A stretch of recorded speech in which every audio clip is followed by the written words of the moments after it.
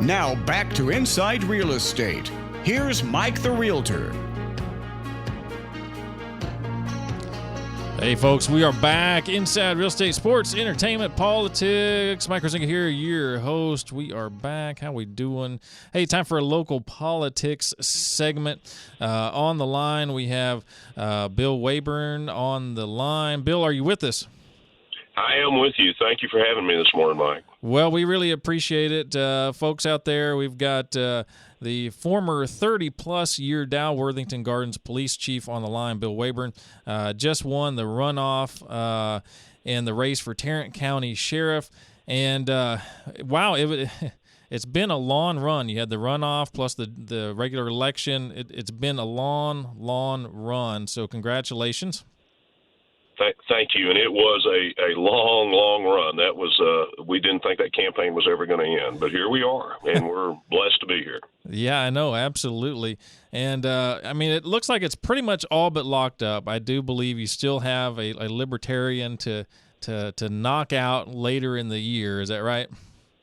That is correct. We do have a libertarian on the ballot, and we will gear up and take nothing for granted and run hard. Yeah, I'm sure of that. No Democrat on the ticket to go against. You get that lib. Tarrant County, by and large, conservative, Republican. I think it should be a no-brainer. And but I tell you, a long run, and it ain't over yet. And but I tell you, as a former marketing guy, I mean, I appreciate. I was in international marketing, ran campaigns all over the place. I can appreciate what an excellent campaign you put together. And of course, but any campaign's got to have, that person behind it, which is you. And you are one heck of a personality. That's for sure. Well, you're very kind. I had an incredible team around me, and David McClellan was my chief of staff, and he just did an awesome job. And of course, I had some great consultants, and of course, my wife and Laura, and just a wonderful team of advisors around me that just kept pushing and said, let's do this, and this, and I went and did it. I marched to that drummer.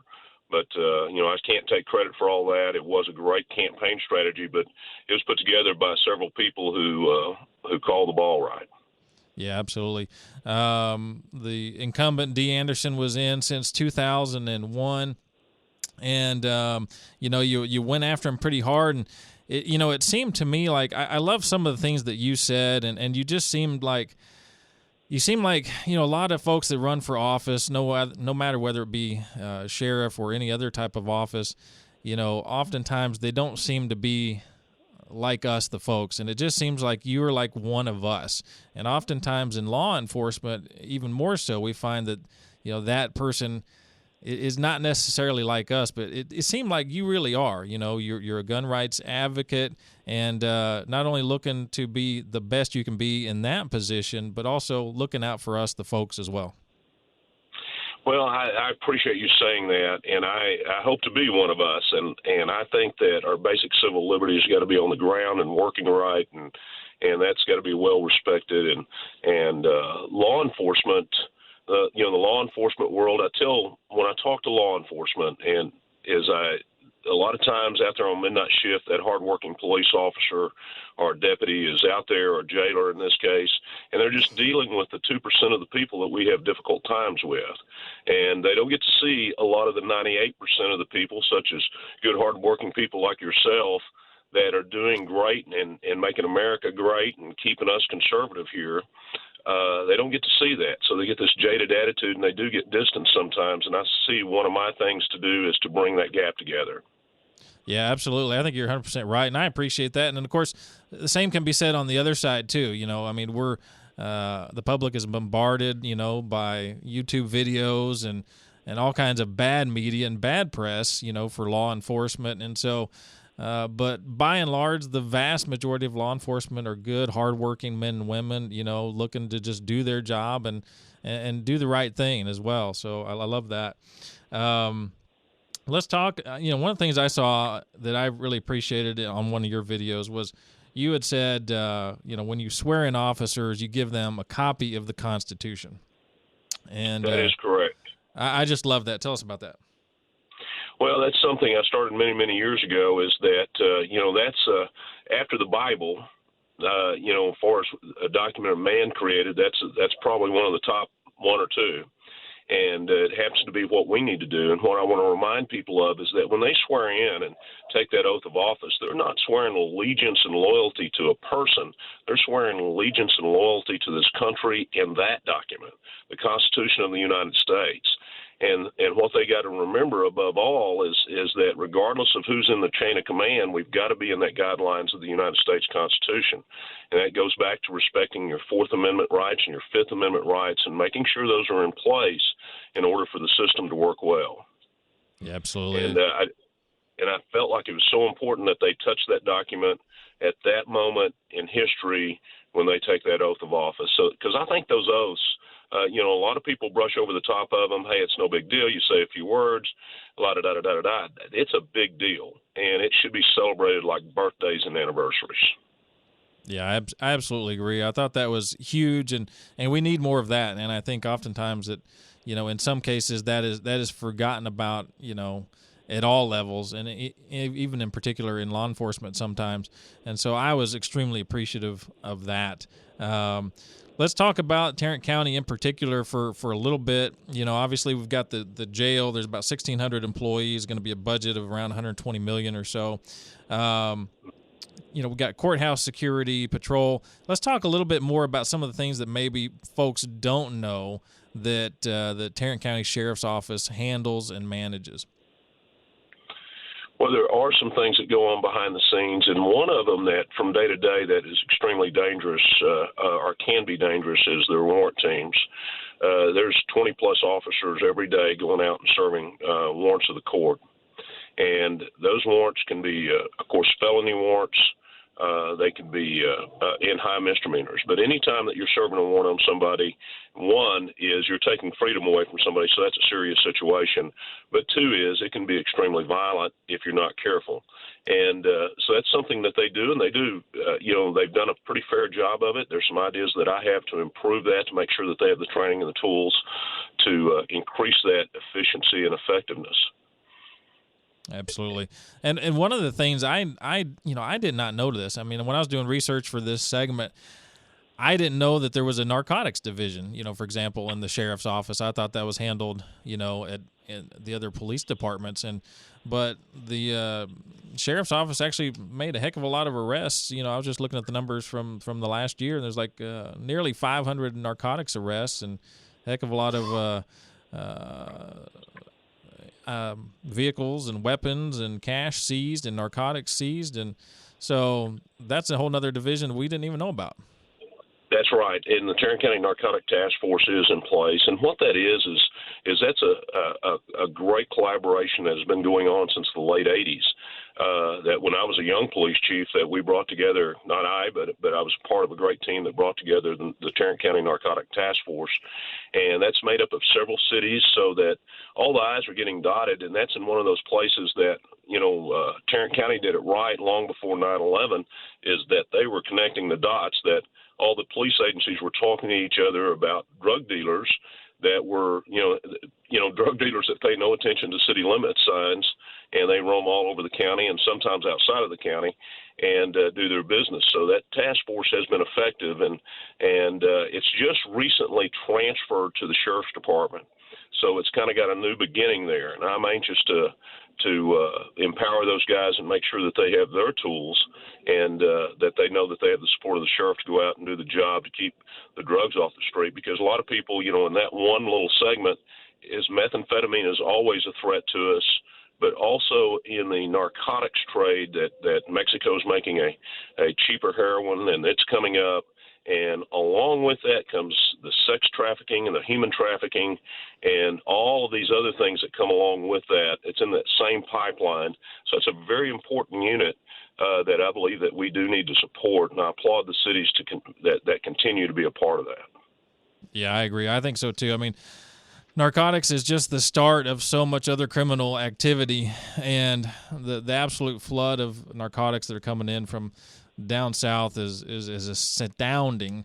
And the little piece of it that we do capture, is really just a drop in the bucket. And I would love to see at the national level somebody get serious, about the drug war. But there's just so many components to it, and it's so complicated. I don't know if we're ever going to get it under control, but we've got to do everything we can. That's for sure. Well, people often forget that also that's what's using that same pipeline is going to be the people, the terrorists that are coming into our country. It's the same pipeline that a lot of those people are coming through, and that's another good reason to step up all of that enforcement in that arena. Yeah, you're right, it is. And I almost feel like, the terrorism is almost the excuse to maybe crack down more on narcotics. And, somebody's had to have been under a rock and in a coma for the last 30 years if they haven't seen how bad the drug problem is coming across the border. But I don't know what we can do. It's one heck of a problem, that's for sure. It really is, and I think that one is if we keep the line of communications open between agencies and also to the people and the citizens. We need the citizens involved in this so that that we have transparency and they're talking to us about where they see that problem pop up, and if they share with us where those problems are popping up, we can respond to them a lot quicker and get that issue shut down and just continue to cut off avenues of approach. And where it makes it more difficult for those people in that trade. Yeah, absolutely.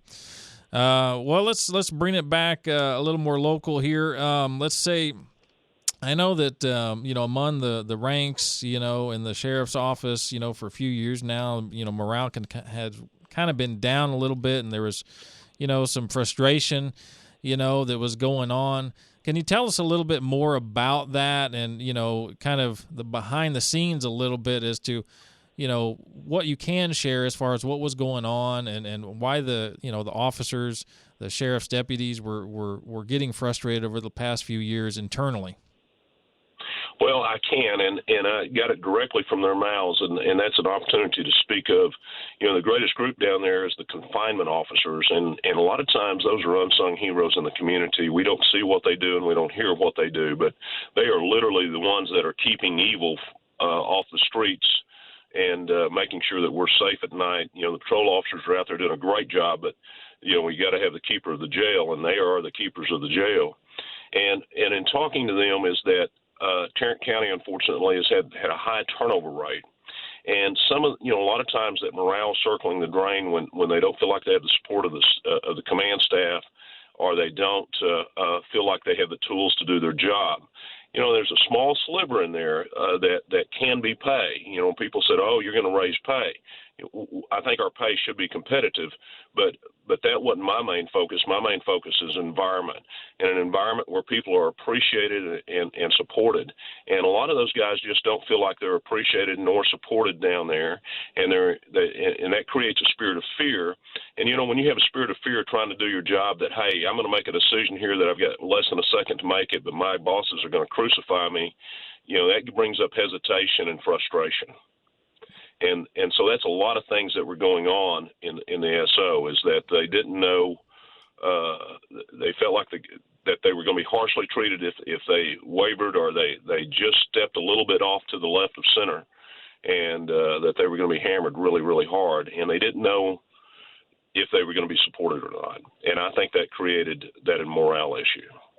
Yeah, I can understand that. I mean, you have to have the support of your superiors, and far more important, in law enforcement than it is just in business, obviously, because in law enforcement you have to make split-second decisions that can be life or death, and you've got to have the backing of your superiors. And so I can absolutely understand, morale issues are far more of an issue. When you talk about morale issues, people necessarily, what is that? What's going on? Somebody just unhappy with somebody that can't get along. But when you're talking about it in law enforcement, it's an entirely different story. It's actually very serious. We think about it more because most of us are in corporate America. But those folks in law enforcement, morale is a big deal. You've got to have the backing of your superiors and feel like you're in a comfortable environment, and that look, making those split-second decisions, you're going to do the right thing, you're backed up, you've got the right training, much more serious in law enforcement. I couldn't agree with you more, and that's something we hope to bring to the table is some very dynamic, good training for them, and also, we're going to be down in the trenches. And as I said during the campaign, is that I plan to lead in the front, so I'm going to be down there with them and be a part of some of those split-second decisions, and letting them know that, hey, you know what? Life is difficult, and if you try to stay, as I say, between the ditches, and sometimes you do waver off just a level, but if it's a mistake of the head, we can correct that and get them back in line and press on and bring about the most efficient, effective services in Tarrant County. And, I very, very clearly is I expect high expectations out of the troops, and there's no reason that shouldn't be the best sheriff's department in Texas. Absolutely. I want to get your opinion on something. Let's local topic here in the state that, in sports and in law enforcement, the whole Baylor issue. And, for the folks out there, by the way, Art Briles was fired. The 2013 Big 12 Coach of the Year, Art Briles was fired. Ken Starr, former prosecutor in the Clinton scandals, of course, was the president. He's gone. Jim Grobe is the new head coach down there from Wake Forest. But the big issue, down at Baylor, the sexual assaults, sexual misconduct, potential rape. Now, this type of conduct's been going on at universities all around the nation. This is a law enforcement issue, really. This is not a university issue. Now, obviously, they have policies, they have procedures they have to deal with separately, but why is this happening on campuses, Bill? And, what can we do? What's your perspective on this? What can we do to change the atmosphere on campuses, universities across the nation where there's not an environment where sexual assault is going on? I mean, what the heck is going on? Well, I think that, and some of this is speculation, of course. Some of it I know people is that, some of these kids get away from home and they think some values and rules go away. And for whatever reason, they're away from the parents and some of these things, they want to spread their wings and try different things. I think that if we take our blinders off for a moment on these universities and campuses and incoming freshmen, if you will, and maybe remind them once a year, on the front end of it is having the kids, if you will, understand that this is an issue, and they need to stand up and report it, that they do not need to tolerate it. They need to be able to say no and say it affirmatively and make sure that this person's going to be held accountable. And also the young men is getting back to, hey, you cross this line, you're going to be involved in a criminal offense, and you can go to jail for a very long time. I think those things being reaffirmed by the university up front and part of this is incoming issues, just like orientation to a math class. This should be an orientation issue that knows, okay, and we're not going to tolerate it. And the second thing is that we need to make sure that the presidents and the chancellor have our support in empowering those police agencies, because it is a law enforcement issue, that once it does happen, stand out of the way and let the police do their job and let them collect the evidence and bring these guys to justice. And of course, it gets very, very difficult a lot of times to gather evidence in those issues, and there's that struggle. But I believe once everybody knows what the guidelines are and knows what they're expected of them, that I think that one, maybe that will bring somebody's attention to it. But two is, of course, we know when alcohol and drugs are being used in this mix, that complicates the whole situation. But get the police and empower them and say we don't tolerate this and get involved as much as we can with these kids on the front end, but also on the investigative end.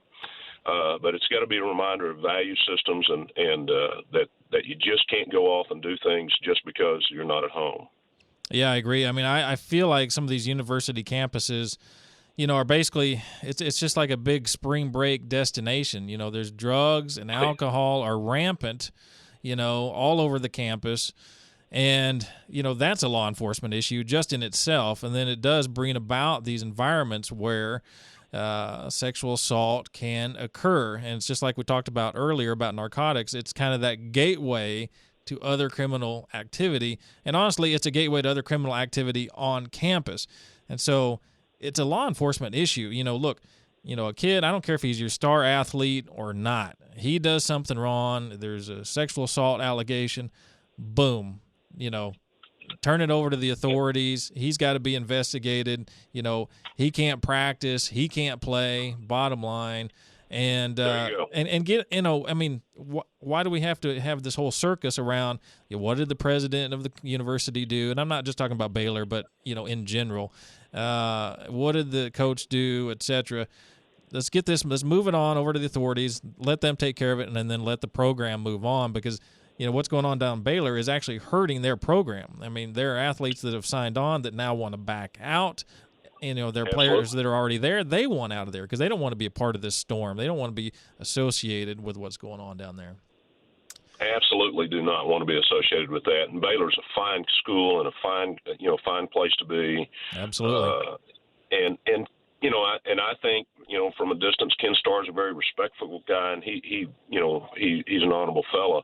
But, we had this at Penn State just a few years ago where a coach was involved in all this and finally got caught. And there were some people turning blind eyes to it, and that's something else that the staff can't do. Mm-hmm. Whether you're a professor or a staff member down there, if you know about something, you need to tell somebody to bring in accountability. And I agree with you is that if it is the star player, we put him on administrative suspension, give him due process, protect his constitutional rights, but protect the rest of the team from him and the rest of the campus.